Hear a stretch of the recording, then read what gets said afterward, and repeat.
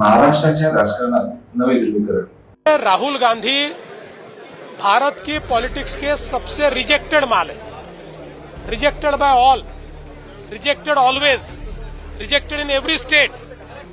तो मुझे ऐसा लगता है कि ये जो लोगों ने रिजेक्ट किया हुआ माल है, डेमोक्रेसी में जिसको लोग एक्सेप्ट करते हैं वही महत्वपूर्ण होता है।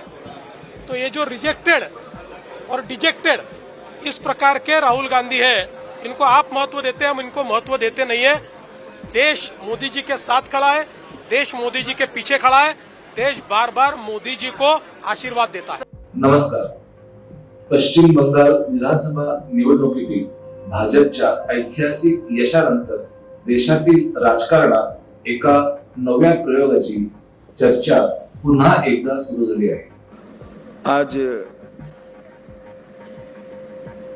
भारतीय जनता पार्टी पश्चिम बंगाल विधानसभा के सदस्यों की एक मीटिंग यहां आहूत की गई है। उस मीटिंग में भाजपा के राष्ट्रीय अध्यक्ष जी ने मुझे और श्री मोहन चरण मांझी जी को केंद्र की ओर से पर्यवेक्षक के रूप में यहां भेजा था। मतदार याद्यांचे विशेष पुनरावलोकन म्हणजेच SIR, मतदारांच्या ओळखीची पडताळणी आणि सामाजिक गटांमध्ये नव्याने राजकीय समीकरणे उभारण्याची रणनीती यावर भाजपने भर दिला आहे।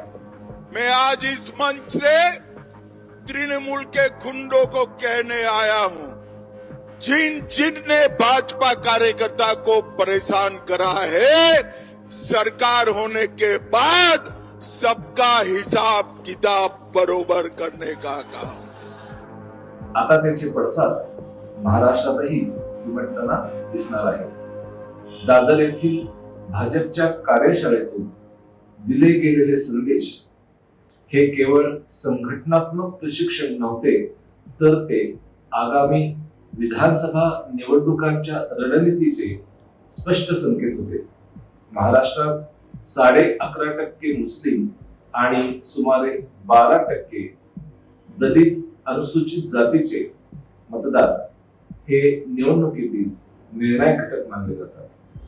विशेषतः मुस्लिम मतदार गेल्या काही निवडणुकीत मोठ्या प्रमाणावर महाविकास आघाडीकडे झुकलेले दिसते। मात्र 2024च्या सार्वत्रिक निवडणुकीत मुस्लिम मतांचे विभाजन झाले आणि त्याचा फायदा महायुतीला अनेक मतदारसंघात झाला। भाजपने हे बारकाईने अभ्यासले आहे। त्यामुळेच आता SIR मोहिमेच्या माध्यमातून मतदार यादी शुद्धीकरणाचा मुद्दा पुढे आणला जात आहे। निवडणूक आयोगाचे म्हणणे आहे की मतदार यादी स्वच्छ ठेवण्यासाठी ही प्रक्रिया आवश्यक अशीच आहे। मृत, स्थलांतरित किंवा अपात्र मतदारांची नावे वगळणे ही लोकशाही प्रक्रियेची गरज। यात तत्वतः चुकीचे काहीच नाही, परंतु विरोधकांचा असा आरोप आहे की या मोहिमेच्या नावाखाली मुस्लिम, महिला आणि गरीब घटकांना लक्ष्य केले जात आहे। बंगालमध्ये लाखो मतदारांची नावे वगळली गेल्यानंतर निर्माण झालेला वाद अजूनही थंडावलेला नाही। जनता ने दिया नकार, बदली सरकार, ये तो जनता जिसे सर पे बिठा ले।